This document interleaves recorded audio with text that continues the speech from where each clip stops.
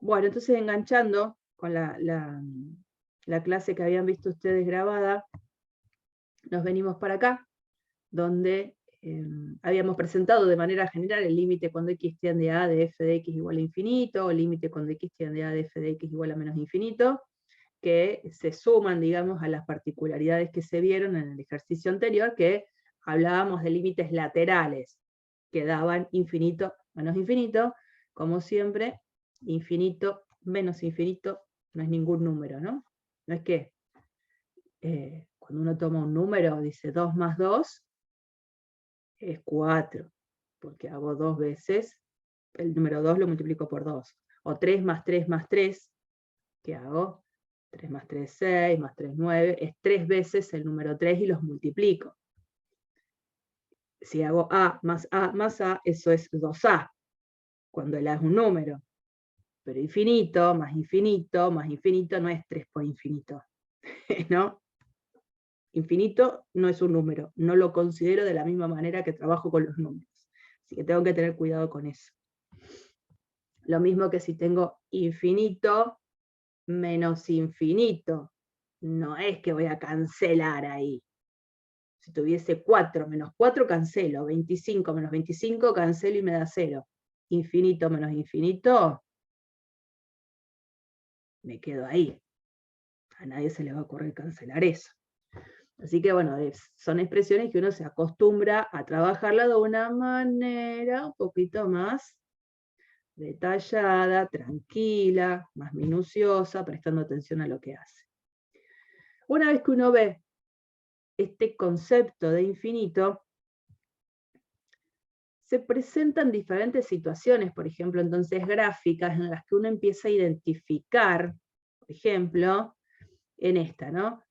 Cuando yo veo la recta que está dibujada en rosa es un agregado, la gráfica de la función es la que está en celeste.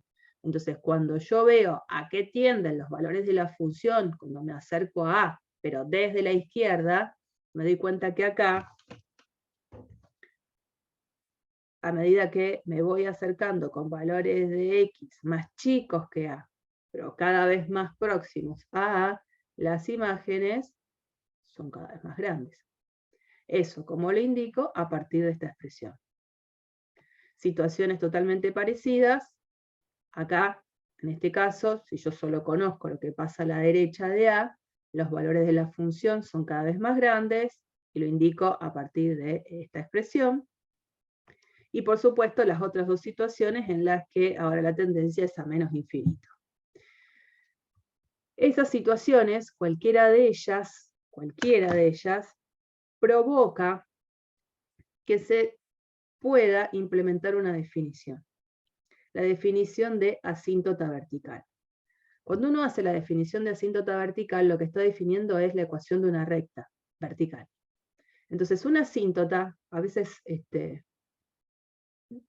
mal, uno habla en la práctica y dice 2 asíntota vertical.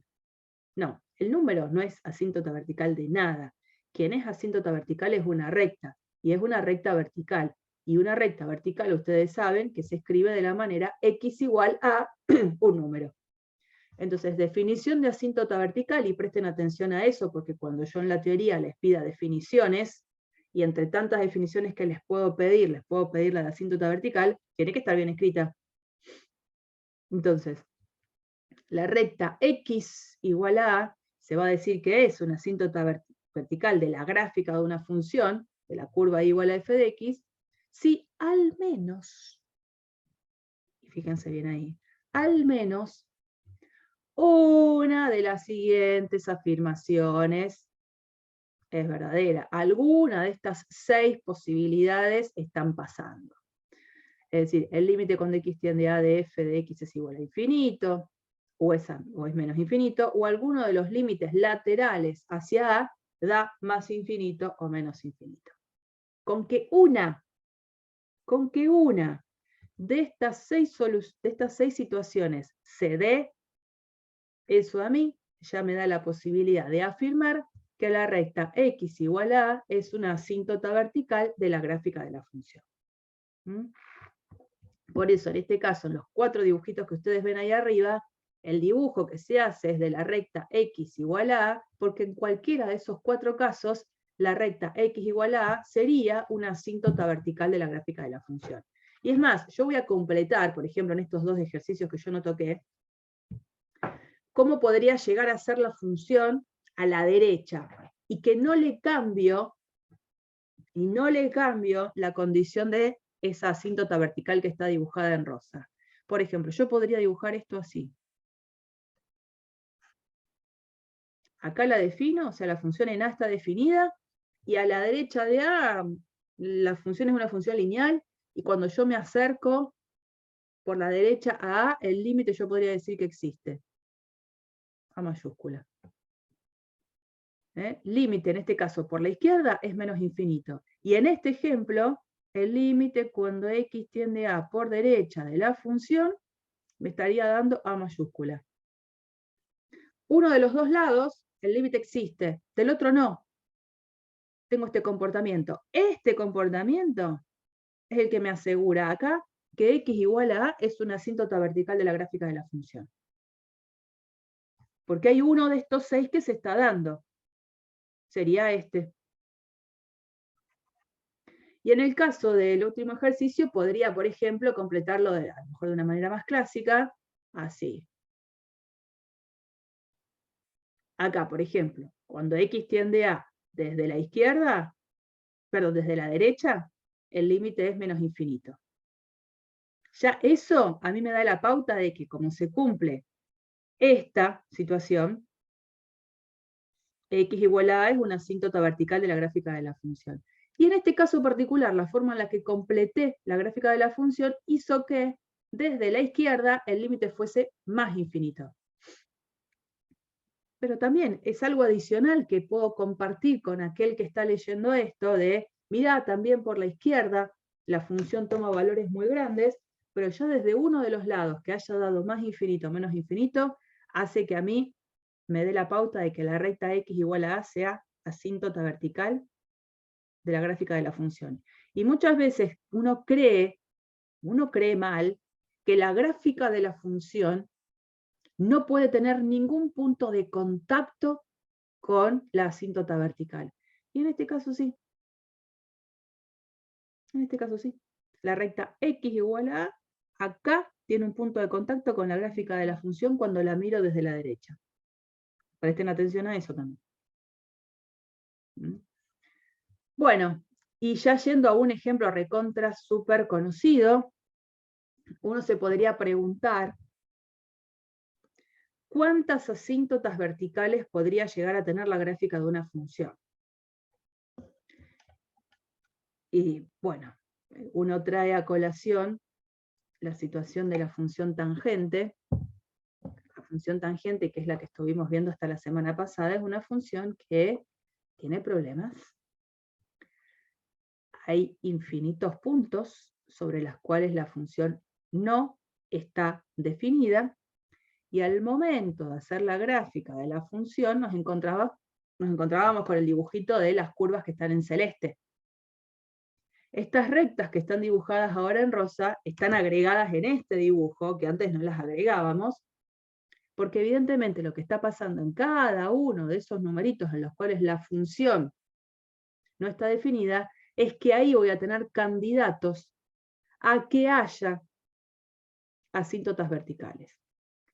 Y uno lo que puede ver, porque acuérdense que la función es una función periódica, o sea que si yo restrinjo mirarla al periodo habitual, que la vemos desde menos pi sobre 2 a pi sobre 2, esa función la copio y la pego, la copio y la pego, ¿no? Y la voy trasladando a derecha y a izquierda y tengo la gráfica de la función por completo.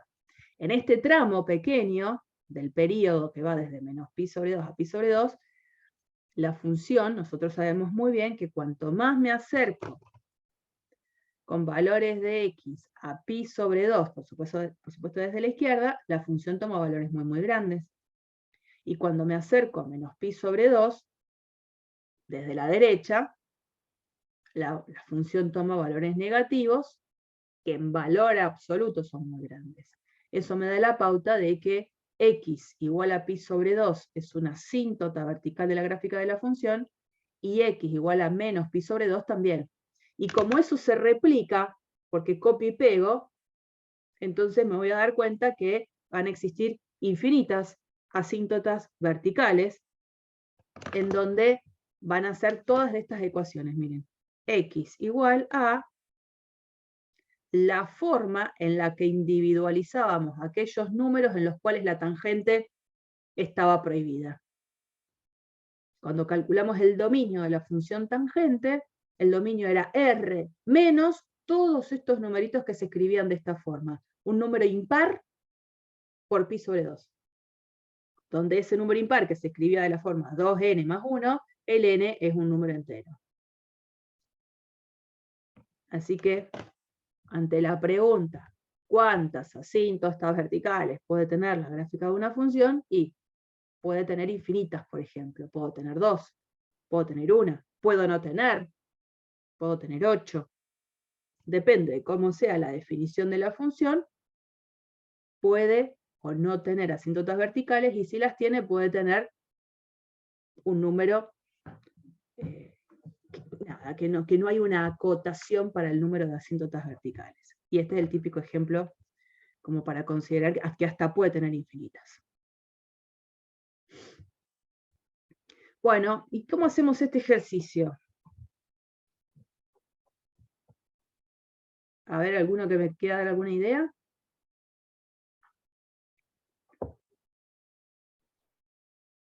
Yo me voy a meter en el contexto de Reemplazo los lo... valores de x por 1. En este caso no se puede porque te da una indeterminación, arriba ya va a tener una 0 abajo. Termina el Entonces, denominador, claro. claro, no se puede. Claro, a lo mejor uno ya tiene en la cabeza, a pesar de que hay cosas que no estuvieron bien en el primer cuatrimestre, y cosas que las tiene acá, y que las quiere implementar. Lo cierto es que para calcular esto, yo todavía no tengo las leyes de los límites, que es lo que voy a dar a posterior. Entonces me encuentro con una dificultad en la que, por ahora, con lo poco que vimos en esta sección, lo único que tengo como herramienta para poder calcular límite son los gráficos. Fue todo gráfico. Todo el tiempo fue gráfico. No hice ninguna cuenta relacionada con algo que sea algebraico. Fui viendo la gráfica. Es el único recurso que al menos hasta este momento conozco. Gráfica. Entonces, yo lo que quiero es saber si de esta función, que es menos 3x sobre x menos 1, puedo hacer la gráfica, porque de hacerla yo podría saber qué pasa cuando evalúo cada uno de estos límites. Fíjense que a propósito, el límite que se intenta evaluar es cuando me acerco al número 1, y esta función justamente, ¿qué dominio tiene?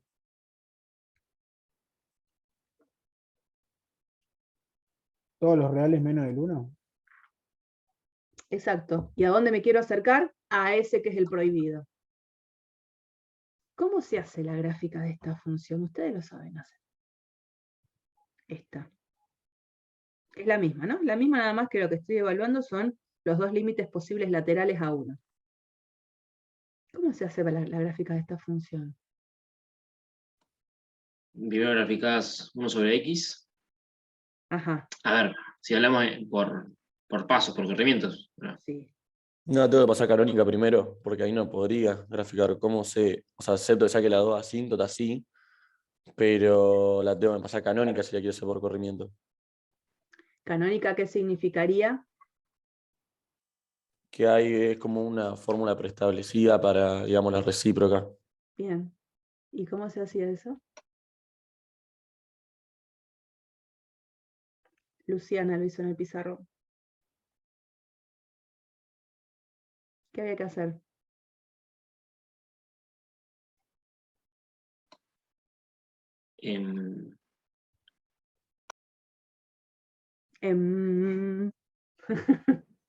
Dividir los polinomios. Eso, Lucía. Ah, bueno, yo sí. Ah, no lo dije. Había No lo pensado en dije. esa, pero No sé, pasa no que lo me dije. confundí con el 3X. No. Está No, bien que no igual. lo confunda nada el 3X porque hay que hacer eso. Ok.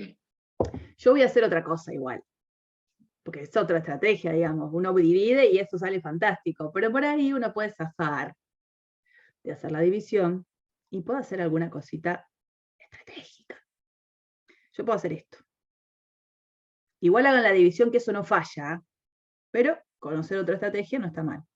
Ese -1 que está ahí está bien adelante de todo, no me tiene que jorobar. Entonces yo lo voy a seguir dejando ahí, menos.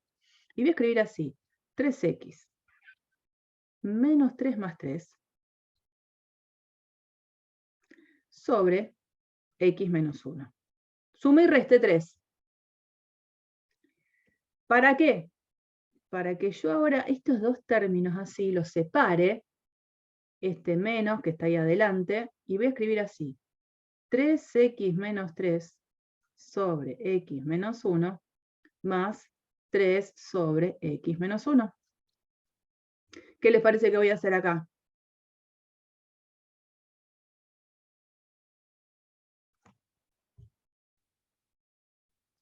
(3x menos 3). Abajo aparece x menos 1. ¿Qué hago acá arriba? Cantado está. Factor común -1. No, Denominador común. no. No. Ese menos ya les dije, lo dejo ahí, que no me moleste. Yo veo esto. ¿No lo puedo compactar mucho más de lo que está? Haciendo algo muy simple.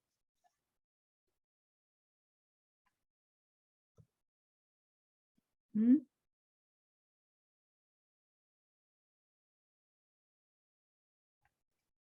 Esto que está acá arriba, ¿cómo lo puedo escribir distinto? 3 por x menos 1.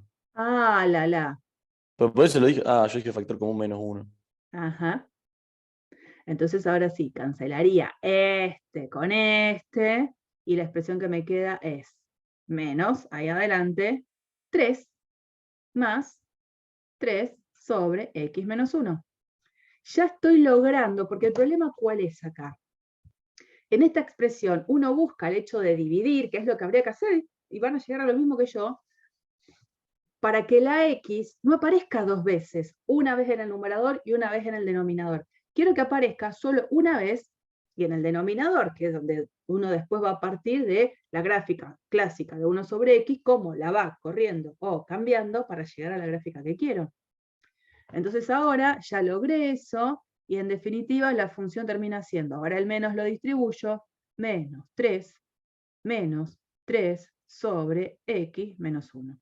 Esa sería la función que debería graficar. Función que rápidamente la podemos ir graficando. Si parto de la función 1 sobre x, ¿qué es lo primero que le hago a la función 1 sobre x?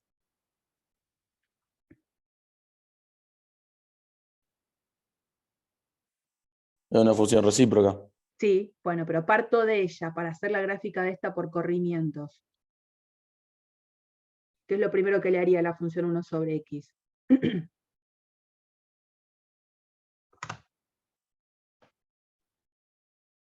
¿Qué le hago?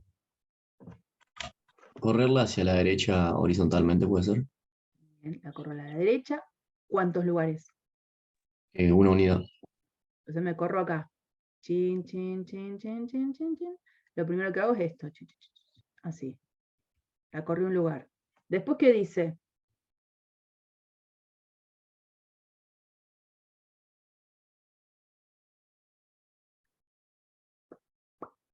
Dice que está multiplicada por -3. Entonces la multiplico por -3, ¿qué significa? Que si la multiplico por 3, la estiro. Pero que es -3, cambia todos los signos. O sea que básicamente algo parecido a esto va a terminar quedando estirado. Pero como es por -3, cambian todos los signos. Y este -3 de acá, ¿qué le va a decir que haga?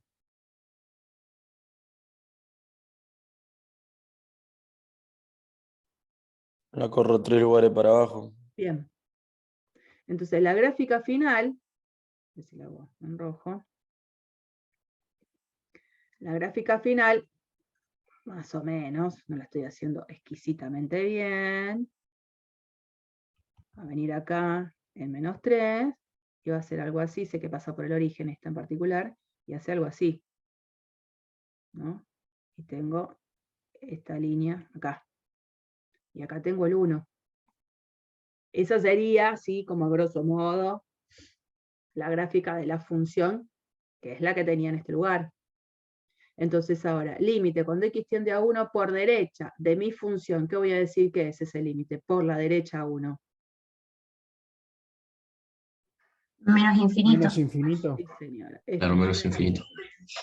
Y cuando me acerco por la izquierda, vengo por acá, Más infinito. Más infinito. infinito.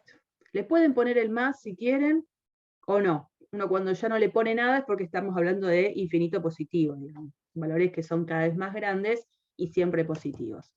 Bueno, digo, lo único que yo sabía hasta el momento era la estrategia gráfica y a eso tuve que recurrir. Lo que vamos a ver ahora, en el próximo, de los... Esperen que este lo voy a cerrar así ya no me trae problemas de... que se ponga lento. Lo que vamos a ver ahora, en este último, es justamente conocer lo que significa las leyes de los límites, porque eso ahora me va a permitir meterme en un mundo algebraico donde voy a poder calcular el límite sin necesidad de tener la gráfica de ninguna función. Entonces voy a empezar a tener monstruos de leyes, de funciones que no voy a poder hacer la gráfica, ni tampoco va a ser el recurso que voy a usar, y voy a aprender a calcular el límite desde otro lugar. Entonces, en esta sección 2.3, yo les presento todos los límites, las leyes, son leyes que no vamos a demostrar, porque de demostrarlas habría que realizarla a partir de la definición formal de límite, que es la que se da en la sección 2.4, que no va a ser una sección que nosotros desarrollemos. No quiere decir que algún que otro profesor, si ustedes encuentran algún alumno, compañero de ustedes, amigo, que lo está cursando con otro profe, que decida considerar la definición formal de límite. En general, la mayoría de las comisiones, esa sección la salteamos. ¿Está bien? Porque no va a haber ningún ejemplo que desarrollemos con la definición formal de límite, y no es algo que en general después lo pidamos en la teoría, al menos la mayoría de los profes, algunos sí. Entonces no puedo darle las demostraciones de todos estos límites, la vamos a usar, la vamos a aplicar en los ejercicios, pero no van a ser teoremitas que ustedes tengan que estudiar de demostración. Lo que uno debe saber es que cuando uno sabe que cuando calcula el límite cuando x tiende a de f, y el límite cuando x tiende a de g, esos límites existen, tengo el dato de que esos límites existen, y cuando digo que existen es que los dos límites son un número, ¿no? Esa es un poco la idea. Lo voy a escribir a lo mejor en otras bibliografías, dicen esto. El límite cuando x tiende a de f de x, que exista, quiere decir que me da un número. El límite cuando x tiende a de g, que existe, quiere decir que me da otro número. Cuando quiera plantear las leyes, ¿no? Ahora me dice que cuando quiera plantear el límite cuando x tiende a de la suma de las dos funciones, el límite de la suma es la suma de los límites. Y como cada uno de estos límites yo los conozco, este es L y este es M, el resultado de ese límite va a ser L más M. Lo mismo con la resta, cuando quiera plantear el límite de la resta de las funciones, conociendo que cada una de ellas de manera particular tiene límite en la tendencia de x a A, el límite de la resta es la resta de los límites, como este es L, conozco, y este es M, el límite de la resta es L menos M. Cuando C sea una constante cualquiera, el límite cuando x tiende a de C por F va a poder ser escrito como C por el límite cuando x tiende a de F, y eso es lo mismo que poner C por L. Límite de un producto es el producto de los límites, o sea que en este caso va a ser L por M. Límite de una división, la división de los límites, pero, obviamente, Esto lo voy a poder poner en la medida en la que el límite de la función denominador no haya sido 0, porque no puedo dividir por 0. Dentro de las leyes que siguen, límite cuando x tiende a de f de x a la n, lo voy a poder escribir como L a la n. Estos dos límites son los que en el video están bien detallados, no los hice yo detallado en el repaso de hoy, pero cuando yo tengo la función constante, siempre vale C la función constante, el límite cuando x tiende a de la función constante es el único valor que conoce como límite, porque las imágenes son siempre en C, entonces el límite vale C, el mismo valor de la constante. Y cuando calculo el límite cuando x tiende a de la función identidad, el límite es exactamente el mismo valor de A, el mismo valor de la tendencia. Límite cuando x tiende a de x a la n, estas son leyes particulares, ¿se dan cuenta? Estas son una ley particular, esta es una ley particular, esta es una ley particular, no una f, que no conozco quién es.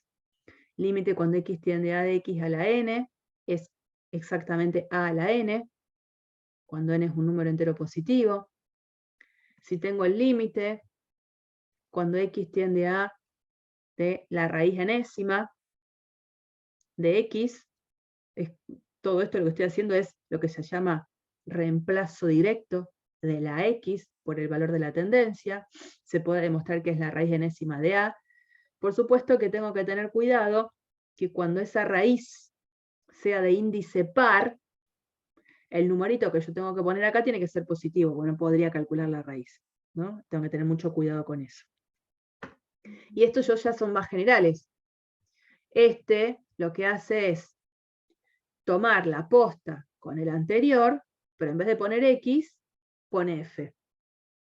Entonces acá yo podría decir que esto es la raíz enésima de L, o sea que la raíz enésima se calcula el límite de la función de adentro, pero por supuesto con la misma consideración anterior. Si n como raíz llegara a ser un número par, bueno, tengo que tener cuidado que ese número L tiene que ser positivo, para que no me traiga problemas al momento de calcular la raíz par de un número. Bueno, todas esas propiedades que son reglas o leyes de los límites, yo las voy a empezar a aplicar a todas.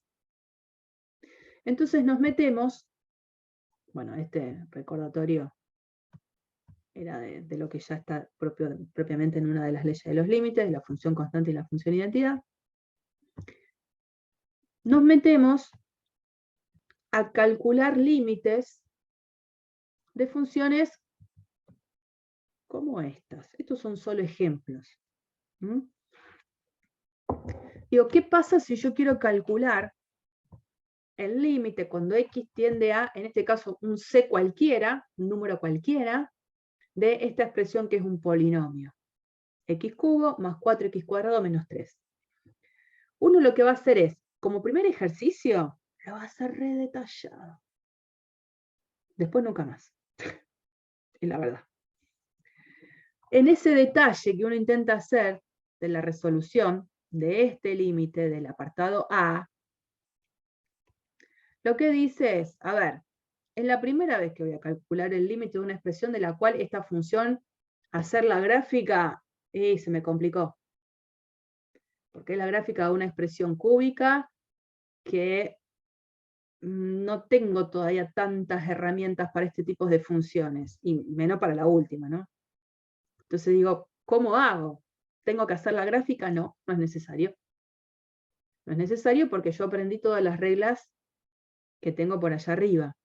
Entonces lo primero que hago es pensar que el límite de esta suma y esta resta de expresiones, tengo estos tres términos involucrados, lo puedo pensar como el límite de la suma o la resta de cada una de las expresiones en particular.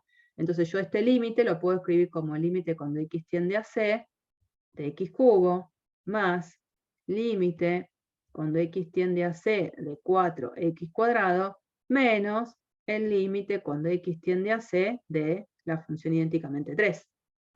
Entonces ahí, si yo voy a las leyes de los límites, estoy aplicando una combinación entre la ley 1 y la ley 2. límite de una suma, la suma de los límites, y si aparece en algún momento el límite de una resta, la resta de los límites. Ahora, en este paso, digo, tendría que poder aplicar alguna de las otras leyes que vi. Por ejemplo, límite cuando x tiende a c de x al cubo. Estaríamos en el caso que tenemos acá. Límite cuando x tiende a un número de x al cubo. Ahora ese n es el 3. Va a ser el valor de la tendencia a la n. En este caso, el valor de la tendencia a 3. Así que por la propiedad 9, leyes de los límites, este límite yo ya lo podría calcular. Este límite lo puedo escribir como c al cubo. Esta es por propiedad 9. Esta era por propiedad 1 y por propiedad 2. Este límite, para calcularlo, ¿qué tendría que hacer antes que nada? Expresarlo como 4 por el límite Sí. de x al cuadrado. Exacto. Que esa propiedad era la número 3. ¿No? Entonces acá también está involucrada la propiedad 3 en todo esto. Tendría que escribir 4 por el límite cuando x tiende a c de x cuadrado. Y este límite cuando x tiende a c de ya una constante, una de las propiedades vistas anteriormente, la 3, la 4, debe haber sido la 4, me decía que esto era el mismo valor de la constante. No quiero ir y volver tanto, pero lo tengo que hacer. No, ¿cuál era la propiedad? Esta, la 7. Límite cuando x tiende a de una constante, es la propia constante. Así que ahí se metió también en escena la propiedad 7. Y acá vuelvo a aplicar la propiedad 9, que era la de, como tengo una potencia, esto es c cubo, más 4 por el valor de la tendencia, acá al cuadrado, menos 3.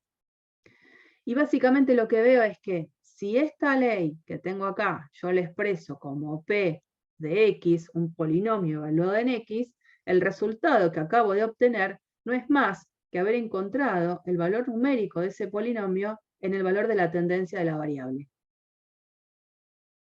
Y cuando uno se pone a pensar, dice, acá porque fue este polinomio. Es específico de grado 3, que está conformado por esos términos, pero digo, si hubiese habido cualquier otro polinomio con más términos, con mayor potencia en las variables, o sea, de mayor grado, ¿no hubiese podido hacer lo mismo al momento de calcular el límite? No sé, a lo mejor un polinomio de 10 términos de grado 25. La verdad es que al momento de calcular el límite hubiese podido hacer exactamente los mismos pasos que hice acá. ¿En qué hubiese cambiado? En nada, digamos, que pueden tener más términos, en que las potencias involucradas podrían haber sido más grandes, las constantes podrían haber sido otras, pero la estrategia pasa siempre por lo mismo. Como es un polinomio, donde tengo una suma o una resta de términos, el límite de esa suma o de resta pasaría a ser la suma o resta del límite de las expresiones, en donde en cada una de esas expresiones puede haber una constante involucrada y una potencia. En definitiva, uno se da cuenta que lo mismo que hizo solo para este caso concreto de un polinomio, lo haría para cualquier polinomio.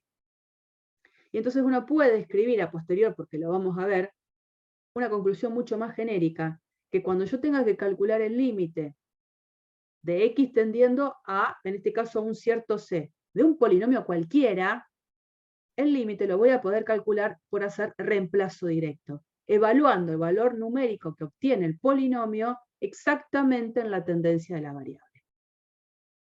O sea que esto que se hace con un ejemplo concreto me lleva a pensar que haría lo mismo en cualquier otro ejemplo de polinomio. Y aparece un teorema que hace que después pueda calcular el límite del polinomio de una manera muy simple, sin pasar por todos estos pasos que estoy poniendo acá. De la misma manera podría ser el apartado B. En el apartado B no tengo un polinomio, pero sí una división de polinomios. Entonces, el primer paso para calcular el límite de la función b sería aplicar la regla que está acá, la 5.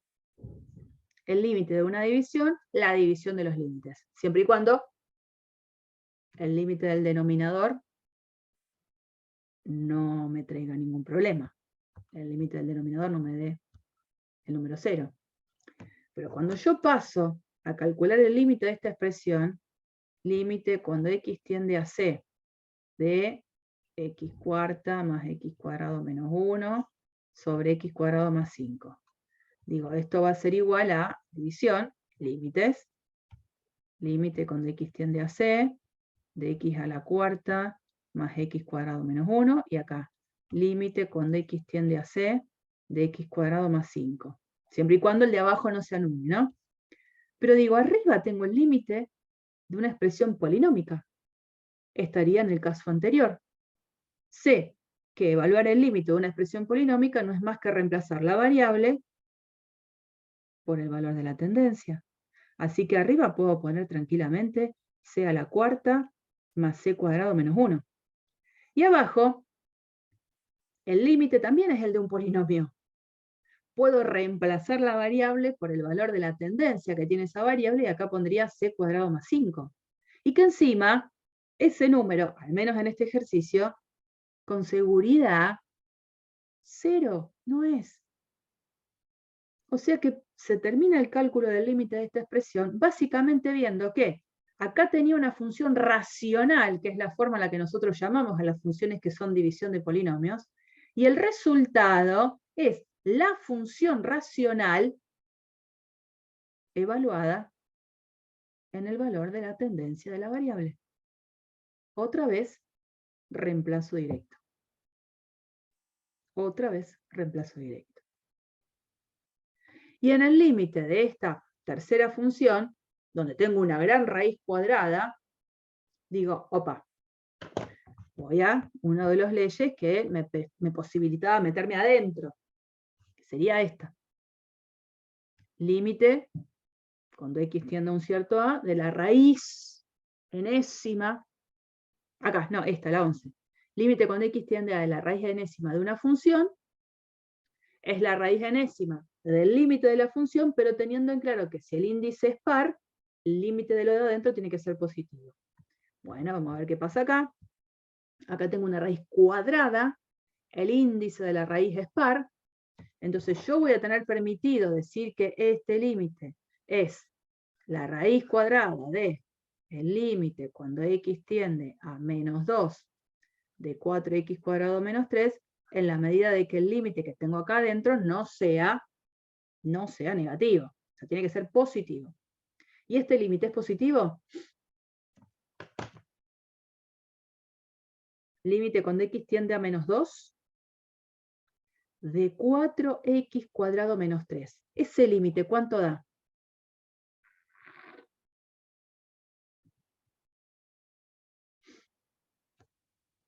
Lo puedo calcular, es un polinomio.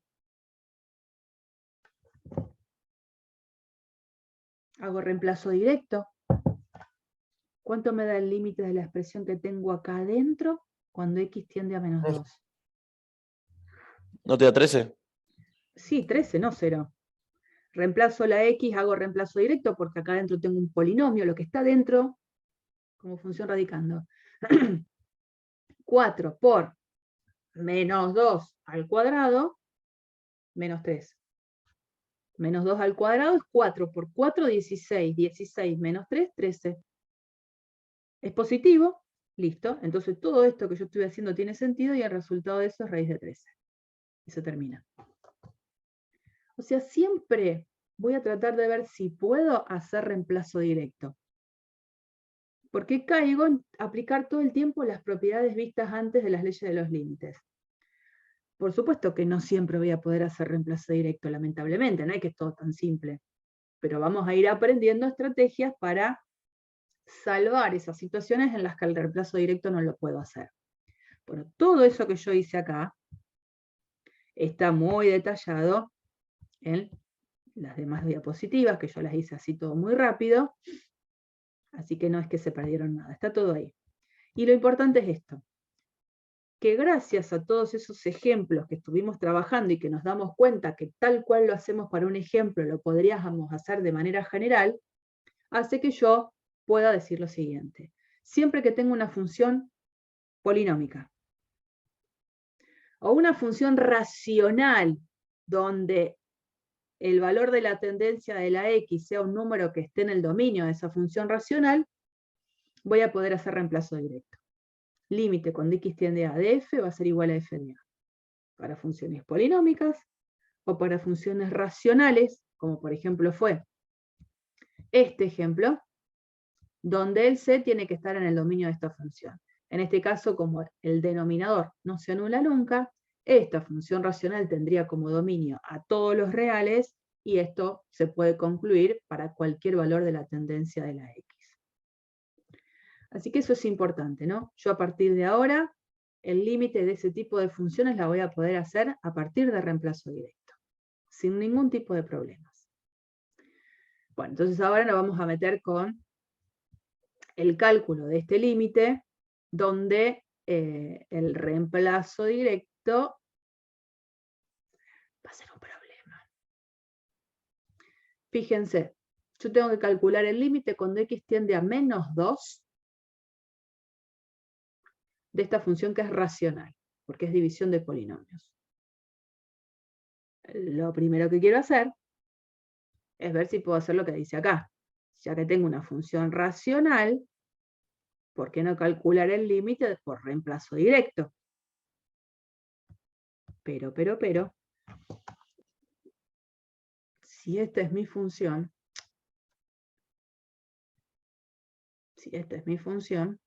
y digo, ¿puedo evaluarla en -2? Cuando reemplazo por -2 el denominador, ¿qué pasa con el denominador? Se queda 0 abajo Se hace y 0. 0 arriba. El tema es eso, ¿ok? No solo que se hace 0 el denominador y por lo tanto no podría aplicar la regla de recién, chao, se terminó, el -2 no forma parte del dominio de esta función, pero a la vez hay algo que es destacable, que también la función numerador en el número -2 se anula. Eso es un detalle a considerar. El -2 no está en el dominio de esta función, fantástico. Así que todo lo que venía haciendo que estaba buenísimo no lo puedo hacer. Pero detalle, ese número -2 anula tanto al denominador como al numerador. Es lo que nosotros empezamos a ver como esas cosas de 0 sobre 0. Hay algo ahí muy particular que pasa. El numerador me da 0 y el denominador también me da 0. Cuando aparece algo así, vamos a aprender una estrategia que me ayuda a mí a poder resolver de todas maneras el cálculo del límite. ¿Por qué? ¿Qué es lo que vamos a pensar? Esta función numerador es un polinomio. La función denominador también es un polinomio. Si yo estoy diciendo que el número -2, al polinomio numerador lo está anulando, y al polinomio denominador también ese número -2 lo está anulando. O sea, cuando evalúo la x, la reemplazo por -2, este polinomio de arriba me da 0 y el de abajo también. Ese número -2 de cada uno de esos polinomios, ¿qué es? La raíz. La raíz. Una raíz. Y si es una raíz, que ustedes lo han hecho muchas veces, las raíces, conocerlas de un polinomio, ¿para qué me sirve?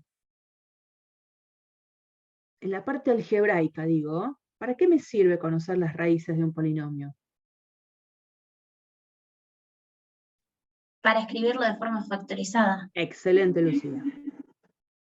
Entonces, si yo lo escribo de manera factorizada, ¿qué factor seguro va a aparecer en el polinomio numerador? Gracias a que sé que el número -2 es una raíz.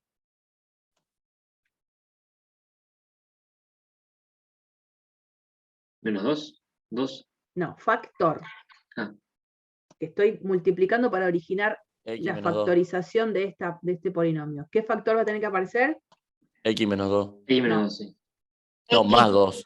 más Ah. 2. Más 2. X menos el valor que encontré de raíz. O sea que como la raíz es menos 2, digo, X más 2 va a ser un factor que va a formar parte de la factorización de este polinomio, el de arriba.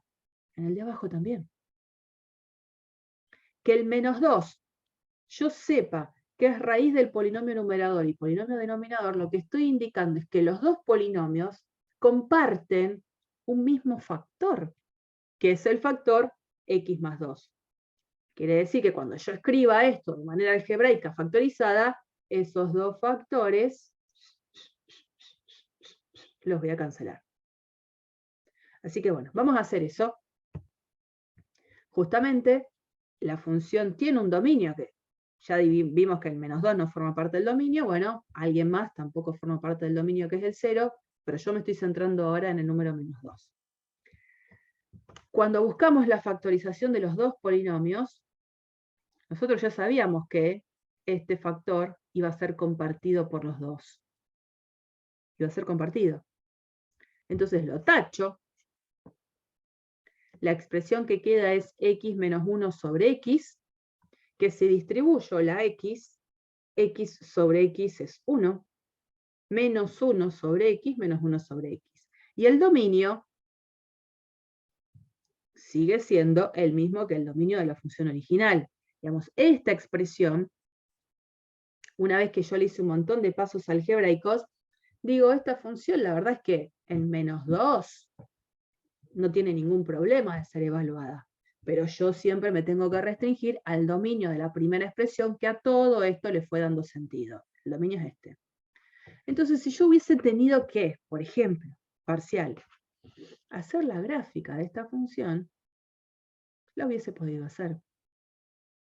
En principio uno ve eso y dice, yo no sé hacer la gráfica de esta función, y la verdad es que sí, porque primero tuvo que haber sabido cuál era el dominio, y haciendo este artilugio de algebraico, la puedo restringir a esta expresión, de la cual yo sé hacer la gráfica sin ningún problema.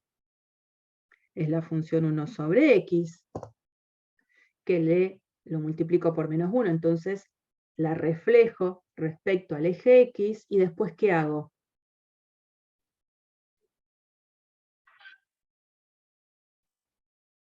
Sube una unidad hacia arriba. Tal cual. O sea que la gráfica de esta función la puedo hacer manteniendo el dominio de la función original. Entonces, cuando yo hago la gráfica, que es esta, por supuesto, manteniendo las restricciones originales, que en menos 2 no está definida, entonces digo, bueno, hago un circulito abierto, ahí, digo, bueno, ahora yo tengo la gráfica. Y si tengo la gráfica, yo me puedo acercar a menos 2, tanto de la derecha como desde la izquierda, y la verdad es que estoy viendo en esta gráfica que el límite existe. ¿Cómo lo hago a partir de la parte algebraica? Esta función y esta función, en las cercanías del menos 2, son idénticas. Esta podría estar definida en menos 2 sin problemas, esta no. Pero como ustedes saben, calcular el límite es ver el comportamiento de la función alrededor del punto. Lo que pasa en el punto no me interesa. Entonces, ¿qué hago? Para calcular el límite de esta función, le paso la pelota a esta. Y le digo, encárgate vos de calcular este límite. Porque total sos igual a mí en las cercanías del menos 2. Y cuando veo esta función, digo, pero esta función de calcular el límite, la puedo calcular de reemplazo directo. Porque yo puedo reemplazar por menos 2 y esta cuenta la puedo hacer. Fantástico. Lo hago. Entonces el límite se termina resolviendo, ya sea porque lo veo gráficamente, porque la verdad es una función que podría haber hecho la gráfica sin problemas, o porque lo veo por acá. Esta función y esta, las dos en la cercanía del menos 2 son iguales. Bueno, prefiero manejar esta, que es más fácil de calcular el límite porque realmente no aparece ningún tipo de problema. Reemplazo directo, resuelvo y el resultado es 3/2.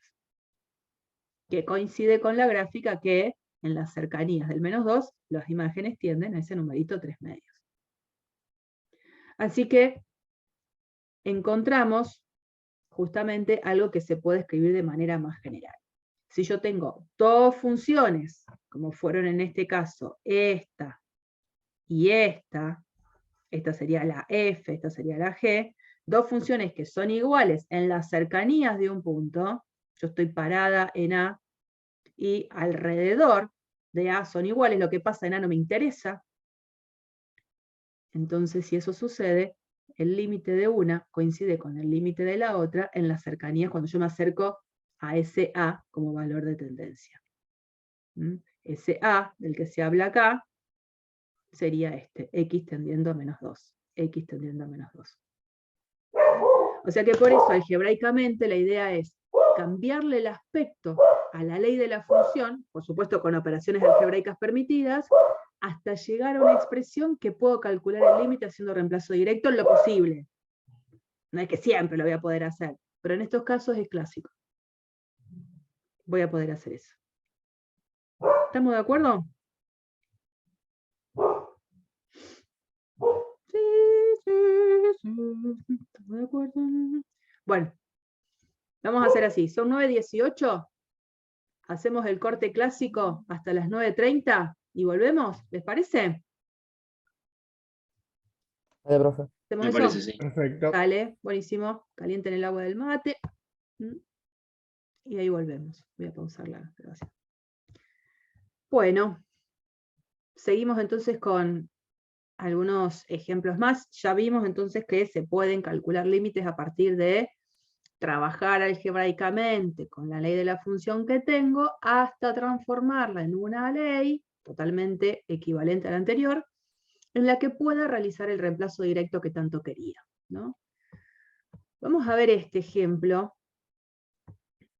Este ejemplo pide calcular el límite cuando x tiende a 0 de esa expresión que dejó de ser racional. Si bien es una división de expresiones, ya no es una división entre polinomios. Sin embargo, uno podría, ¿por qué no?, intentar ver qué es lo que pasa cuando quiero hacer reemplazo directo. Porque cuando veo a qué tiende el denominador, cuando x tiende a 0, digo, el denominador es un polinomio, hago reemplazo directo. El denominador tiene límite 0. Chan. No puedo hacer nada de lo que venía haciendo. Pero miro qué pasa con el numerador. En el numerador podría, ¿por qué no?, pasar por la estrategia que también fue dada anteriormente. Digo, si tengo que calcular el límite de esta expresión del numerador, es el límite de una resta, el límite de esta parte, esa raíz la puedo sacar afuera, calculo el límite de lo de adentro. La verdad es que podría calcularlo sin problemas, porque cuando x tiende a 0, este valor del radicando es 100, positivo. La raíz de 100 es 10, pero 10 menos 10 es 0. Entonces digo, el denominador cuando x tiende a 0 se anula, me arruinó cualquier cosa. Pero cuando voy más allá y miro qué pasa con el numerador también se anula en la tendencia de x a 0. Así que vuelvo a tener una situación de ese estilo 0 sobre 0, que es llamativo. Entonces en ese llamativo digo, ¿no habrá a lo mejor la posibilidad de cambiarle el aspecto a la ley de la función para que en el aspecto ese que encuentro equivalente al inicial no pueda hacerle el cálculo con límite de reemplazo directo? Previo a ver esa estrategia, que es la que me va a terminar ayudando, uno dice, bueno, tengo yo siempre como estrategia el hecho de poder hacer como una tabla de valores, de tomar valores de x, yo estoy centrada en 0, pero voy tomando valores de x que cada vez más se vayan aproximando a 0, tanto desde la derecha como desde la izquierda. Y sí puedo ir valorizando la función en esos valores de x muy cercanos a 0 e ir viendo a lo mejor una tablita de valores y ver si a lo mejor desde esa tabla no puedo inferir ya un valor de límite. Y esa tabla, fíjense cómo está dividida en dos acá. La función es una función que, si bien no está definida en cero, es una función par. Para un valor y para su opuesto vale lo mismo. Entonces yo sé que, por ejemplo, si tomo el número más menos 1, el valor de la función va a ser el mismo. Me acerco un poquito más menos 0,5. Me acerco un poco más menos 0,1. Y más todavía, más menos 0,01. Muy, muy cerca del 0. Cuando veo los valores que me va dando la función, digo, mira, da la sensación, porque son pocos valores, que las imágenes tienden a este numerito que es 0,05. Y digo, no, me parece que la tabla con esos valores locos no me va a servir de nada, voy a acercarme mucho, pero mucho, mucho más al 0. Entonces estos numeritos, bien pequeñitos, fíjense, la cantidad de ceros detrás de la coma que tengo, recontra parecidos a 0. Cuando voy calculando la función en esos valores, fíjense lo que voy teniendo. 0. Entonces digo, si miro esta parte de la tabla, donde los valores de x son mucho más cercanos a 0 que los que eran de esta otra parte de la tabla, las imágenes tienden a 0. Entonces digo, bueno, ¿el valor qué es? Del límite 0.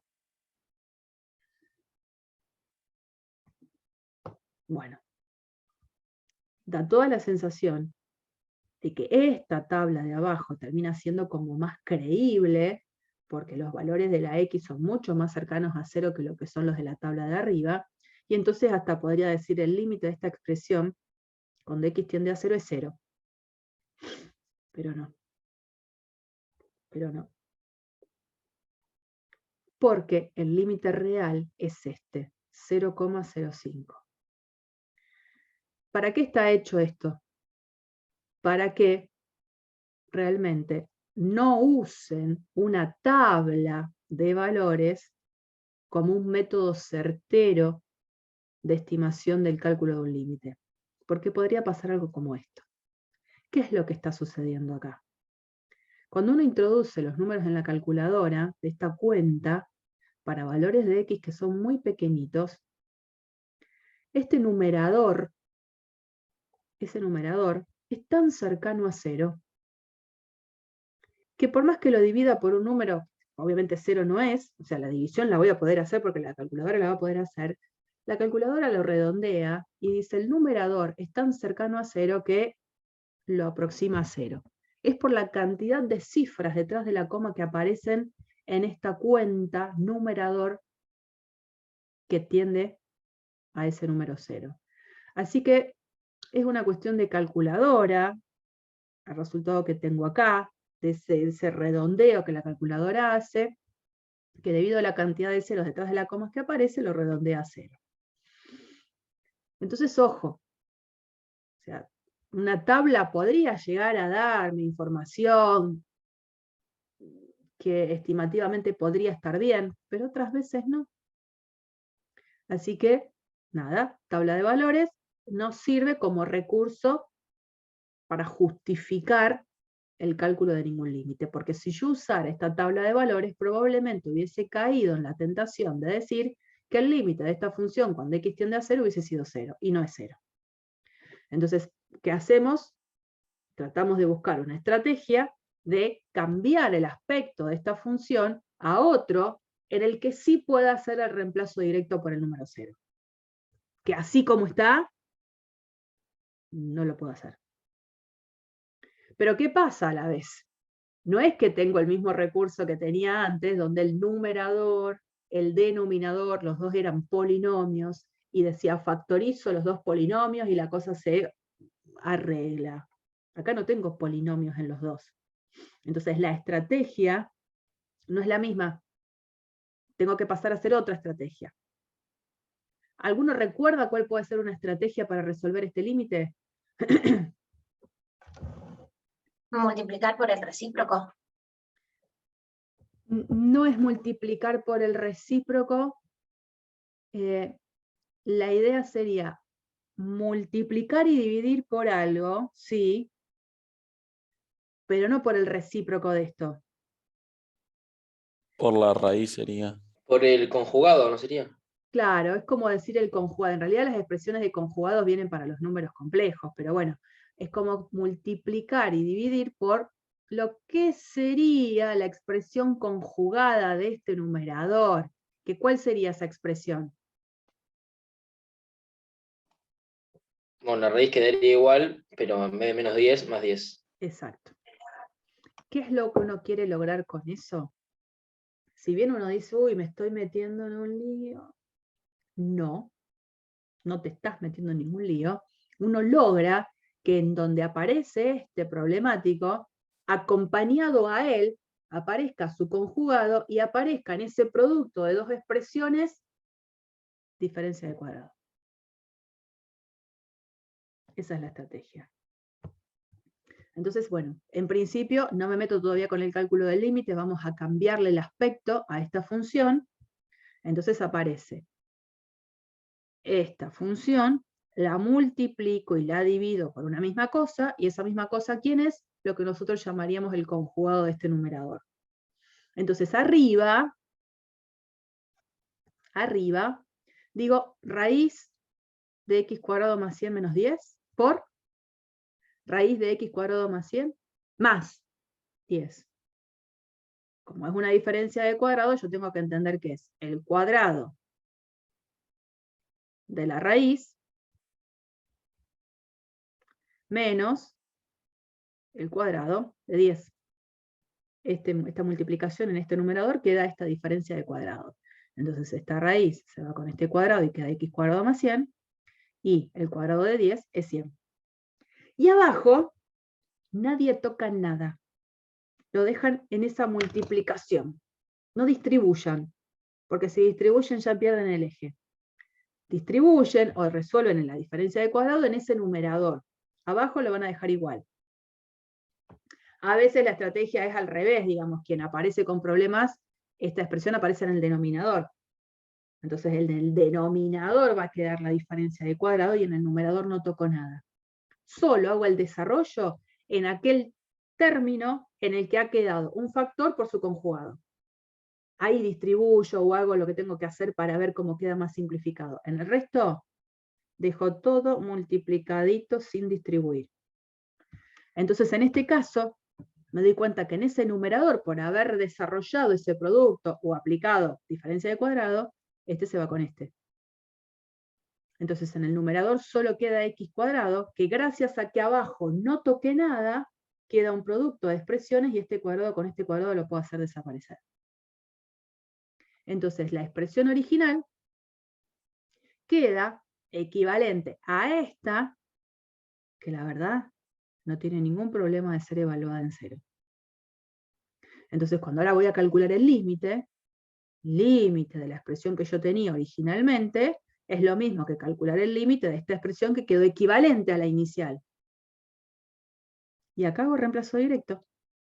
Reemplazo la x por 0, 1 sobre la raíz de 0 más 100, después más 10, como me queda la raíz de 100, que es 10, 10 más 10 es 20, 1 sobre 20, 0,05. Pueden dejar el 1 sobre 20 también, por supuesto. Pero poner este 0,05 era básicamente ver que el resultado que me queda era este y no este. Esa es otra estrategia entonces que cuentan a partir de ahora para calcular un límite cuando aparece esa situación de una tendencia en el numerador 0 y una tendencia en el denominador también 0. Es lo que nosotros llamamos la clásica indeterminación 0 sobre 0. Es algo indeterminado. ¿Por qué se le dice que es una expresión indeterminada? Porque la verdad, no sé qué decir. Hasta que no empiece a cambiar el aspecto de la función y llegar a poder dar una conclusión, ese resultado para mí, al principio, es algo que no puedo determinar. O sea, es indeterminado. Bueno, vamos a otro clásico ejemplo de cálculo de límite cuando justo me piden calcular el límite de una función en la tendencia de la variable, donde justo en esa variable, en ese valor concreto de tendencia, la función toma leyes distintas de un lado y del otro. Entonces supongamos que yo tengo esta función definida de esta manera. Es 1 sobre 1 menos x para cualquier x menor que 0, y es esta expresión polinómica, 2x cubo menos x más 1, cuando x es mayor o igual que 0. Entonces, sin que yo voy a hacer la gráfica de la función, lo que sí quiero dejar en claro es esto. Yo parada en 0, para valores de x que sean más grandes que 0, e incluso 0, la ley que rige ahí es esta. 2x cubo menos x más 1. Para valores de x que son más chicos que 0, para todos estos, la ley que rige es 1 sobre 1 menos x. Cuando a mí me piden calcular este límite, me están pidiendo que analice el comportamiento que esta función tiene alrededor del 0. Y alrededor del 0, la función se comporta diferente. Si estoy a derecha o a izquierda de 0. Entonces esto me obliga a calcular qué cosa para tratar de ver si existe el límite puntual. Los límites laterales. Sí, señora. No me queda otra. Entonces, para poder ver si este límite puntual existe, porque me dice alrededor del 0, necesito calcular los límites laterales. Entonces voy a plantear eso. Voy a calcular el límite cuando x tiende a 0 por derecha de mi función. Como me estoy acercando a 0 por la derecha, a derecha del 0 la ley que rige es esta. Entonces al momento de poner o de reemplazar la expresión f, lo voy a reemplazar por la ley que ahí está siendo protagonista, la que rige ahí. Límite cuando x tiende a 0 de 2x cubo menos x más 1. Por derecha, ¿no? Cuando me fijo así, digo, el límite en definitiva es el de una función polinómica. ¿Cómo hago para resolverlo?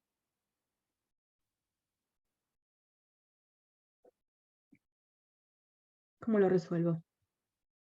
Hay que reemplazar. Y entonces da 1. Exacto. Lo mismo para la izquierda ahora. Límite cuando x tiende a 0 por la izquierda de f. Yo dejo planteado que es la f. Cuando digo me acerco por la izquierda, la ley que rige ya cambió. Entonces voy a calcular el límite cuando x tiende a 0 por la izquierda de la ley que corresponde, que es 1 sobre 1 menos x. ¿Puedo hacer reemplazo directo acá? Sí. Sí. Es una función racional, porque es una división de polinomios, digamos, el de arriba es una constante, abajo un polinomio de grado 1, una función racional. Puedo hacer reemplazo directo porque no se anula el denominador, entonces reemplazo la x por 0, el resultado de esto es 1. Y ahora sí, como los límites laterales, los dos los evalué y los dos dieron lo mismo, recién ahí, por el hecho de que ya habíamos visto un teorema que ligaba la existencia de los límites laterales con la existencia del límite puntual, como los dos límites laterales son iguales al acercarme al 0, voy a poder decir sin problemas que el límite cuando x tiende a 0, no desde ningún lugar, a 0, de mi función, es 1. Yo siempre pongo f, y después reemplazo la ley que corresponde dependiendo de dónde estoy. En este caso es f, porque estoy acercándome alrededor, y alrededor las leyes van cambiando. Así que el límite existe, y la idea de calcularlo es a partir de hacer límites laterales, porque estoy obligada a hacerlo. Sí o sí. ¿Vamos bien hasta acá? Ya vimos dos estrategias anteriores. Cuando tengo una división de polinomios, y tanto en el polinomio numerador como en el denominador, la tendencia es a 0, quiere decir que voy a tener que factorizar los dos polinomios. En el ejemplo anterior no tenía división de polinomios, pero apareció una expresión con una raíz. Una estrategia para tratar de ver si este problema se resuelve es multiplicar y dividir por el conjugado. Y en este problema donde justo me piden calcular el límite en la tendencia de la variable a un número, que justo es el número en el que la ley de la función cambia, estoy obligada a hacer límites laterales. Y después veré, si estos dos límites laterales, uno me daba 1 y el otro me daba 0, ¿qué iba a decir de este límite?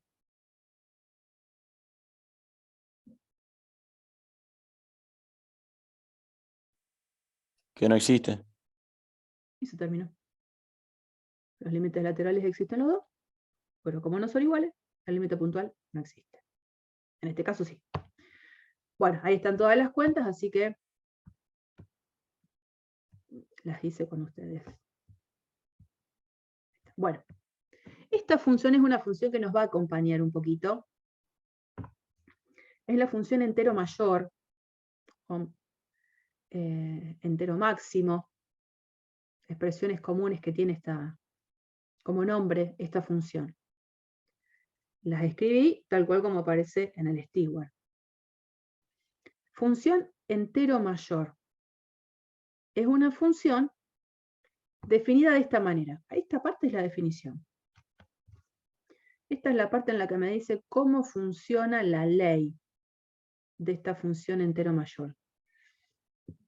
Y fíjense, la notación que tiene esta función es muy particular, es como este corchete con doble raya, como cuando uno pone R, Q, los naturales y le pone la doble raya, bueno, acá los corchetes, pero con la doble raya, que aplicado a un X, ¿qué significa? Que el valor de esa función aplicada a un X va a ser el mayor entero que sea menor o igual a X. Entonces, por ejemplo, acá hay algunos ejemplos concretos, pero para pensarlo con ustedes, yo voy a hacer la recta real. Acá estará el -1, acá estará el -2, y así sigo, ¿no? Supongamos que yo me paro en... Voy a poner el color rojo.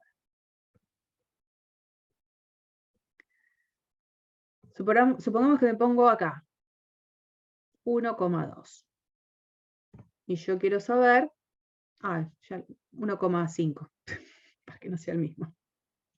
El 1,5. Y yo quiero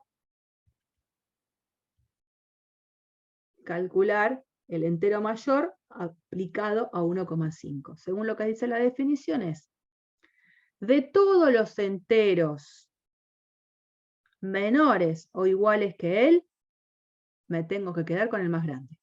Esa sería otra forma de decirlo. Digo, me paro acá en 1,5. Bueno, el 1,5 en realidad está por acá, ¿no? Ahí a mitad. Marco todos los enteros que son menores o iguales que él. Está este, está este, está este, está este, y así podría seguir. De todos los que marqué, me tengo que quedar con el más grande posible. ¿Quién sería?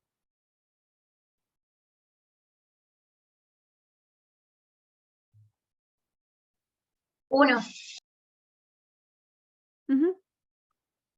Digo, estoy parada en 1,5. Marco todos los enteros que son menores e iguales que él. Y de todos ellos me tengo que quedar con el más grande. El 1. De la misma manera, entero mayor de 1,8. El 1,8 apenitas está corrido acá a la derecha, sería el 1,8. ¿Cuál va a ser el entero mayor de 1,8?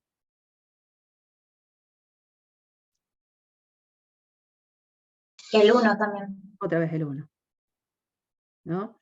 Por ejemplo, si yo quiero ahora el entero mayor de 2. Estoy parado ahora acá. ¿Quién sería? 2. Porque yo tengo que marcar todos los enteros que sean menores e iguales que él. Él participa en esa elección, más todos los que ya marqué antes para los otros dos números, y digo, ¿cuál es el más grande de todos? El mismo. El mismo es un entero, así que en ese caso es 2. ¿Qué pasa si, por ejemplo, me paro acá? En menos 0,5. El entero mayor de menos 0,5. ¿Quién sería?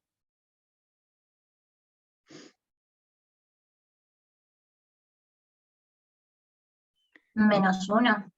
Sí, me paro acá y marco todos los enteros que sean menores o iguales que él. Entonces empiezo a marcar el -3, el -4, el -5.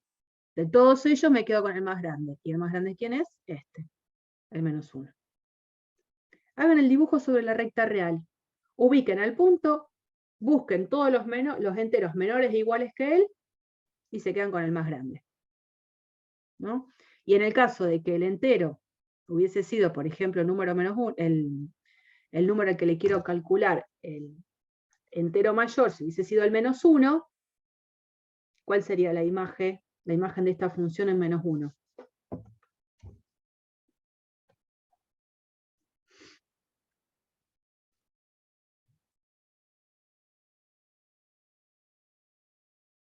Dale, Lucía.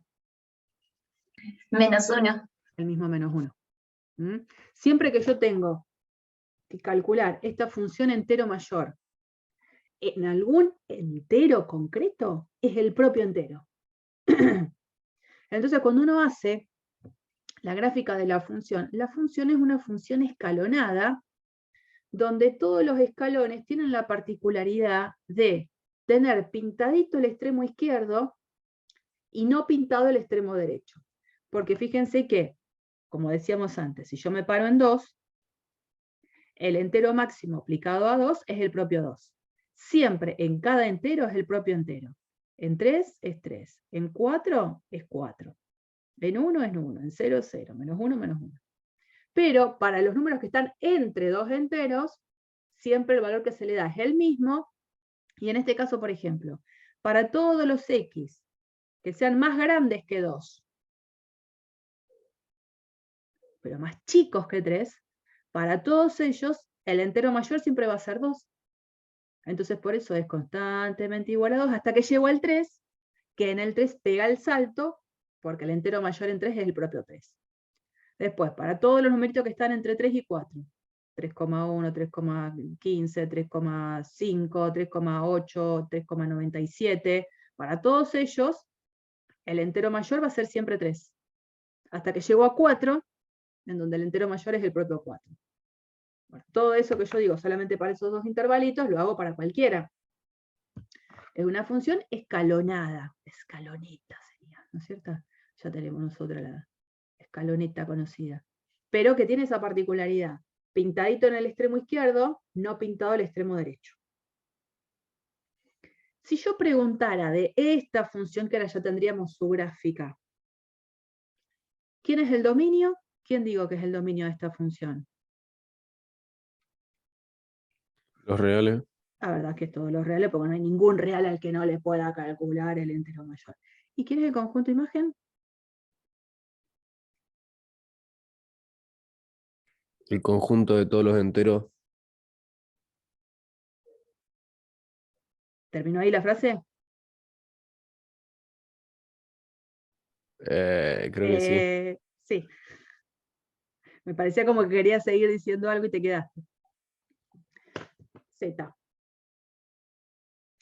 El conjunto imagen es el conjunto de todos los números enteros. En este caso, una cosa muy particular, ¿no? Si yo proyectara la sombra sobre el eje Y de toda la gráfica, me voy a dar cuenta que los únicos que quedaron marcados son todos los números enteros. Una función muy particular, ¿no? ¿A dónde quiero llegar con esa función?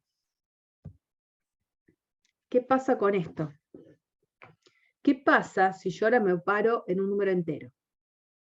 No en cualquier número, en un número entero. Y me pregunto si existe el límite cuando x tiende a ese número entero de la función entero mayor. A veces vale la pena posicionarse sobre algún que otro entero como para entender un poco la idea. ¿Qué pasa si yo vengo acá, me pongo en el 2 porque es el que está como bastante limpio ahí, ¿no? ¿Qué pasa si yo hago la tendencia de los valores de la función cuando atienden a 2 por la derecha de 2? ¿Cuál sería el valor del límite de la función cuando me acerco a 2 por derecha? 2. 2. ¿Y si me acerco por la izquierda? 1. 1. Uno. Me paro en otro, en el 4, como para aislarme un poquito, no porque sea par, no me importa. Me paro en el 4. Me acerco a 4 por derecha y la función tiende a... 4. 4. Me acerco por la izquierda y la función tiende a... 3. Vengo acá. Porque no es difícil entender cómo va a ser la cosa. Cuando yo me acerco a cualquier entero desde la derecha, ¿a qué va a tender este límite?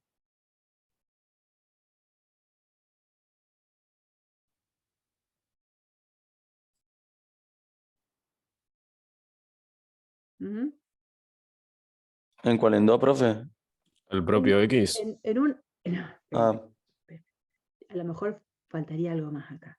Esto lo voy a escribir con la notación de límite. Cuando me acerqué a 2 desde la derecha de la función entero mayor, ustedes muy bien me dijeron que el límite me daba 2. Cuando me acerqué desde la izquierda al número 2, la función entero mayor, dijeron, tiende a 1. Bien, eso fue para el 2. Cuando me fui al 4, límite cuando x tiende a 4 desde la derecha de la función entero mayor, cuando me acercaba a 4 desde la derecha, la función tiende a 4.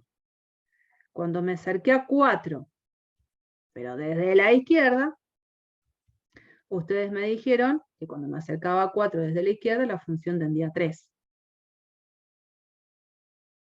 ¿Qué pasa si yo ahora quiero llevar una conclusión un poquito más general? No pararme en el 2, en el 4, en el 57. ¿No se podría decir que cuando va por izquierda es X menos 1? No le digas x menos 1, porque no puede depender de la variable. No está tan mal lo que está diciendo. A ver, ¿qué pongo? Por izquierda sería n-1 y por derecha n. Exacto.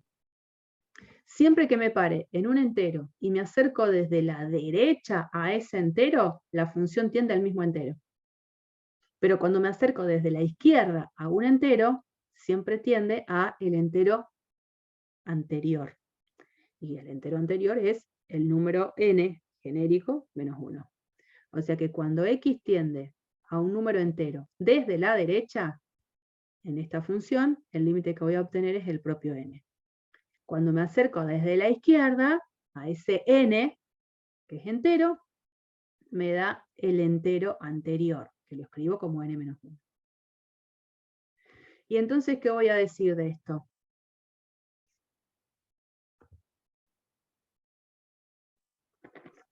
Que no existe. Entonces no es que voy a poner acá no existe, directamente no existe ese límite. No puedo completar con nada. No existe ese límite, porque los límites laterales fueron distintos. Eso no pasa si en vez de pararme en un entero me paro en cualquier otro lugar. Ahí puedo hacer reemplazo directo sin problemas. El problema está justo en cada uno de los puntitos donde yo en la gráfica veo un salto. Un salto. Porque en cada uno de los enteros la gráfica presenta un salto. Es esta función escalonada. Bien. Y nos vamos a meter en este famoso teorema, que es el teorema de la compresión, pero que lo conocemos como, o al menos es bastante común, que uno lo conozca como el teorema del sándwich, o el teorema de intercalación. Antes de ver ese teorema, vamos a ver este. No van a ser teoremas que se vayan a demostrar, quédense tranquilos. Cuando haya alguno para demostrar, la demostración estará hecha, o se pedirá como ejercicio alguna cuestión. En principio estos dos, ninguno es para demostrar. Sí puede pasar que en un examen de teoría yo les pida que escriban el teorema del sándwich y lo tienen que escribir bien, ¿no? Ya que no está la demostración, hay que escribirlo bien, y escribirlo como está acá. Bueno, el teorema previo al teorema del sándwich dice lo siguiente. Si yo siempre tengo la condición de que una función está por debajo de la otra, para cuando estoy considerando valores de x que tienden a un a, donde lo que pasa en A no me importa, y es una expresión que habitualmente se pone, excepto posiblemente en x igual a, y las dos funciones tienen límite cuando x tiende a A, entonces naturalmente lo que va a tener que pasar es que la tendencia del límite de la función f tiene que ser menor o igual al valor del límite de la función g. Gráficamente, supongamos que yo tengo f acá.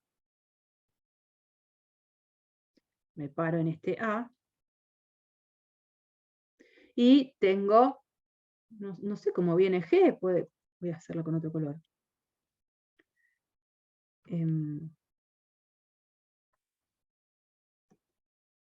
La G puede venir así, y después esto. Y capaz que después esto. Esta es la G. Lo que sí sé, y es más, a lo mejor la función ahí, la G en A tiene un circulito abierto y está pintadito por acá. La hago bien rara. Lo que yo sé es que, según lo que veo en ese dibujo, voy a usar el negro, es que en las cercanías de A, cuando digo cercanías es porque me estoy posicionando en un intervalo alrededor de la, miro solamente esto,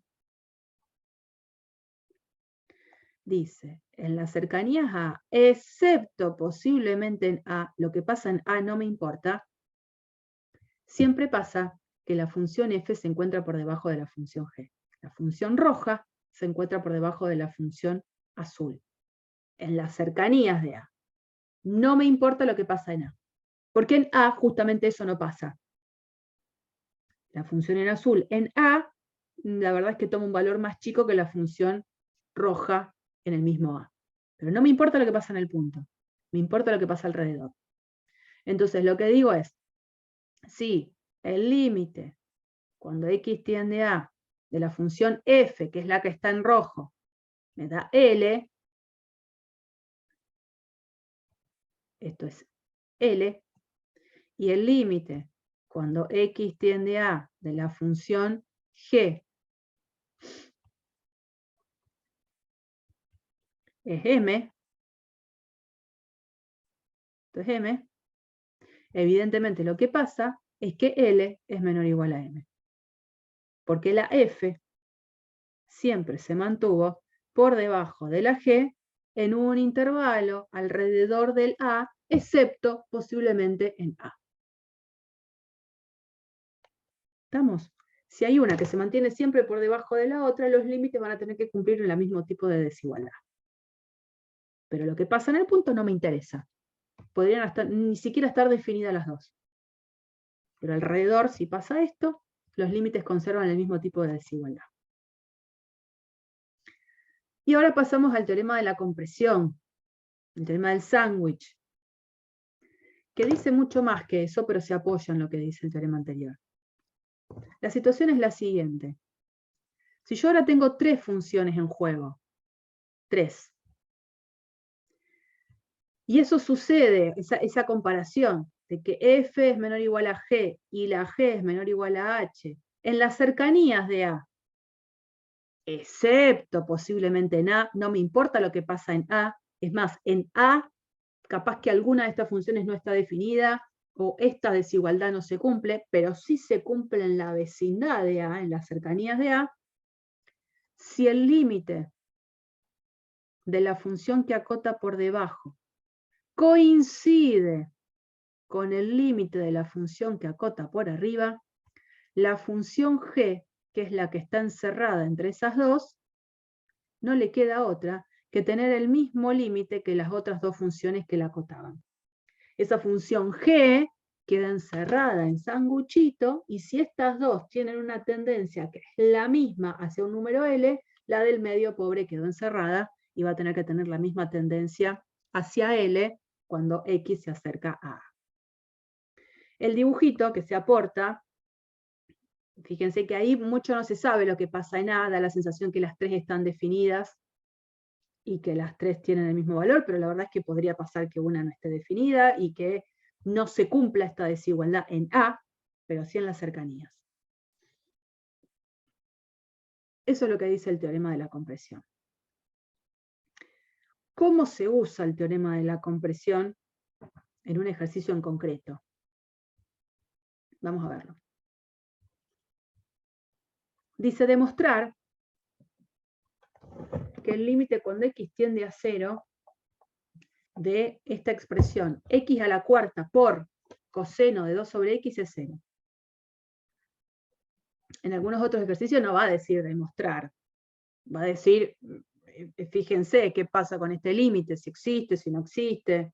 Uno va a tener que analizar qué pasa. Acá es como más directo, dice demostrar que este límite es 0. ¿Y eso cómo se hace? El teorema del sándwich va a ser un aliado. ¿Por qué digo que necesito usar el teorema del sándwich? Porque yo acá tengo la función x a la cuarta por coseno de 2 sobre x. Todas las leyes de los límites que estuve analizando anteriormente se aplicaban en la medida en que las funciones participantes tuvieran un límite que exista. Y cuando x tiende a 0, x a la cuarta tiende a 0, la verdad es que no tendría ningún problema de calcular este límite, pero ¿qué pasa con esta cuando x tiende a 0? Función coseno de 2 sobre x. ¿Puedo hacer reemplazo directo? No, pero sé que el coseno siempre está entre 1 y menos 1. Entonces arranco de ahí. Sí, pero te pregunto, ¿existe el límite de esto cuando x tiende a 0? No, ¿Qué pasa justo en ese tipo de función? el denominador es 0. Sí, no puedo hacer reemplazo directo, como un montón de otros casos, pero que a pesar de que no podía hacer reemplazo directo, después el límite existía. ¿No? Te llevo a el clásico que vimos inicialmente. Yo acá si hacía reemplazo directo, tenía un 0 en el denominador. Le cambié el aspecto a la función y el límite terminaba existiendo. Acá pasa un poco lo mismo. Esta función no puedo hacer reemplazo directo. No puedo. Pero ¿podría existir este límite? ¿Qué es lo que pasa con esta función cuando yo me acerco a 0?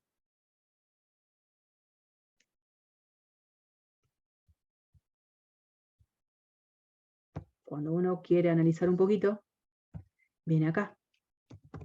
Se podrían acordar, pero bueno, por las dudas no. 2 sobre x es esta función. Esta función que vos bien decías que oscila, que en realidad está entre menos 1 y 1, lo que sucede es que el límite cuando x tiende a 0 de esta función no existe. La característica es la que nosotros recordábamos al principio de la clase, que es que oscila demasiado entre menos 1 y 1. El límite cuando x tiende a 0 no existe. Si uno amplía, se da cuenta que cuanto más cerca del 0 estoy, esto que parece ser un bodoque pintado de color verde, en realidad es que sube y baja, sube y baja, sube y baja la función. Cuanto más cerca del 0 estoy, más rápido lo hace, más alocadamente lo hace. ¿Mm? ¿Qué quiero decir con esto? Esta función, así presentada, es el producto de una función que sí tiene límite cuando x tiende a 0, y esta no tiene límite cuando x tiende a 0, no existe el límite.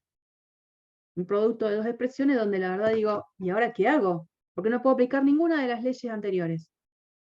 Las leyes se podían aplicar en la medida que los límites existieran. Y esta no tiene límite cuando x tiende a 0.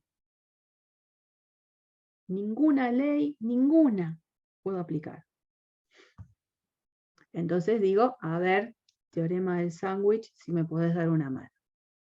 Y eso que vos decías hace un rato, no me acuerdo el nombre, que el coseno estaba entre menos 1 y 1, es de donde uno parte.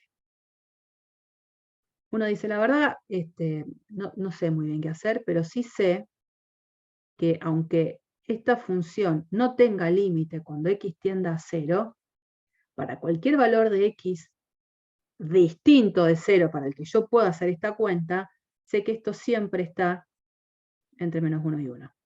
Para todo x distinto de 0. Eso es real. siempre. Es más, en el mismo dibujo lo teníamos, ¿no? Bueno, ahí yo hice un montón de ampliación, pero esa función, cuando la veo en su totalidad graficada, sé que tiene un rango de variación que siempre está entre -1 y 1. Eso no cambia, desde -1 hasta 1. Y entonces voy a tratar de a esta función encerrarla en sanguchito con otras dos para ver si a lo mejor no puedo concluir esto que me pide el ejercicio. ¿Qué pasa si yo a cada lado de esta desigualdad multiplico por x a la cuarta? ¿Lo puedo hacer? ¿Tengo que tener algún tipo de consideración? ¿Yo puedo multiplicar a cada lado de esta desigualdad por x a la cuarta que no hay ningún problema?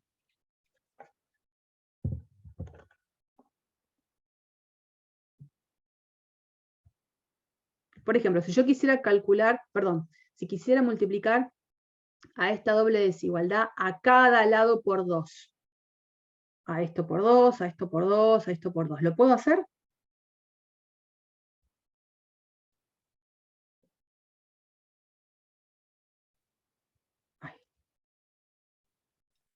Puede ser que ahí multiplique también por x a la cuarta a los tres miembros. Entonces en uno ya me quedaría la función y en los otros dos ya puedo empezar a reemplazar. Bueno, eso que me dijiste que es lo que tengo que hacer. Pero digo, para que tengan una idea, si yo multiplico en una desigualdad por un número que sé que es positivo, lo hago y la desigualdad no cambia. Si yo quiero multiplicar a ambos lados de una desigualdad por un número que es negativo, lo puedo hacer, pero tengo que tener en cuenta que el signo de la desigualdad tiene que cambiar de sentido. Entonces yo digo, x a la cuarta, la verdad es que no tengo idea de quién es, porque la x, no sé quién es. X a la cuarta puede ser un número distinto dependiendo del número de la x, pero como está la cuarta, siempre es positivo o mayor que 0. Mayor o igual que 0. Pero como el x0 no es seguro, x a la cuarta es seguro positivo estricto. Entonces puedo, a cada lado de la desigualdad, multiplicar por x a la cuarta, que la desigualdad no cambia de sentido. Y sigo diciendo algo que está bien. Esto es válido para todo x distinto de 0. Entonces, bueno, a ver, x a la cuarta por -1 menos x a la cuarta, menor o igual a x a la cuarta coseno de 2 sobre x, y menor o igual que x a la cuarta. Esta es la función a la que le quiero calcular el límite, pero que se me quemaron los papeles para calcular el límite. Entonces, ¿qué hice? Apliqué el teorema del sándwich. Encerré esta función entre otras dos. Y la verdad es que el teorema estaría bien aplicado, o la verdad fue de ayuda, si el límite de la función que acota por debajo, en la tendencia de la variable, coincide con el límite de la función que acota por arriba, en la tendencia de la variable, porque si no, no me sirvió de nada.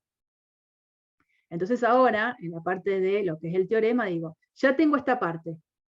Hay tres funciones que están ligadas a partir de esta doble desigualdad. Voy a ver qué pasa con el límite de la función que acota por debajo y el límite de la función que acota por arriba.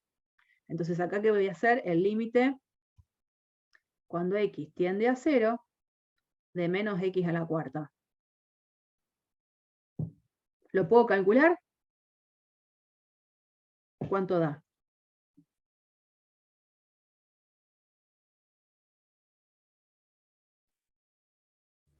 Cero. Che, me dejaron sola. Está mal eso. Me dejaron sola. Límite cuando x tiende a 0 de menos x a la cuarta, hago reemplazo directo, me da 0.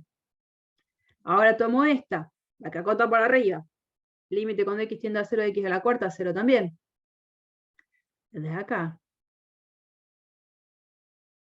el teorema del sándwich, yo lo voy a llamar siempre así, pero por supuesto llámenlo con cualquiera de las expresiones que están vistas en la placa anterior, por el teorema del sándwich, esta función el límite de esta función cuando x tiende a 0, como quedó encerrada en sanguchito, tiene el mismo límite que las otras dos, 0. Y ahí se termina. Es decir, el teorema del sándwich me permite calcular límites de funciones que se me quemaron los papeles, porque no sé qué cosa hacerle algebraicamente a ella, y la idea es, no la toco, no le cambio el aspecto para nada, sino que intento ver si no está la posibilidad de acotarla por otras dos que tengan el mismo límite en la tendencia de la variable. Muchas veces pasa que la puedo acotar a la función por otras dos, y el límite de esta me da 5, el límite de esta me da 10, y no me sirvió. No está mal lo que dice, pero no me sirvió. Me sirve el teorema del sándwich en la medida en la que justo la función que acota por debajo y la que acota por arriba tengan el mismo límite en la tendencia de la variable. Así que este sería un caso concreto de aplicación del teorema del sándwich que me ayuda, bueno, las placas que siguen son justamente todo eso que yo hice rápidamente. El teorema del sándwich es una estrategia que me sirve para calcular límites cuando no sé muy bien qué hacer. No me meto con cambiarle el aspecto a la función y trato de acotarla y de encerrarla por otras dos que sean una buena solución. Así que bueno, y en este caso, fíjense que si yo voy a GeoGebra, esta la borro, voy a escribir menos x a la cuarta, ¿no? Ya la tenemos. X a la cuarta. Ahí está. Y ahora voy a graficar la función que supuestamente yo tenía, que es x a la cuarta por coseno de 2 sobre x. Vamos a ponerle un color distinto porque no se ve nada ahí.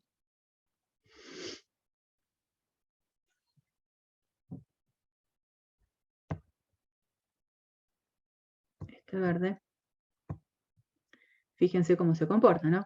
Esta es x a la cuarta, esta es menos x a la cuarta, y esta, que si bien no está definida en 0, fíjense cómo queda ahí. Ni se distinguen, creo, casi. Ahí hay algo. Bueno, ni se distinguen en las cercanías del 0. Pero bueno, uno puede entonces también tomar el artilugio de, si tengo la posibilidad de usar GeoGebra, bueno, para ir viendo que esto que voy diciendo tiene sentido. Miren cómo son las gráficas. Bueno. Bien. Fantásticos. Hoy terminamos acá.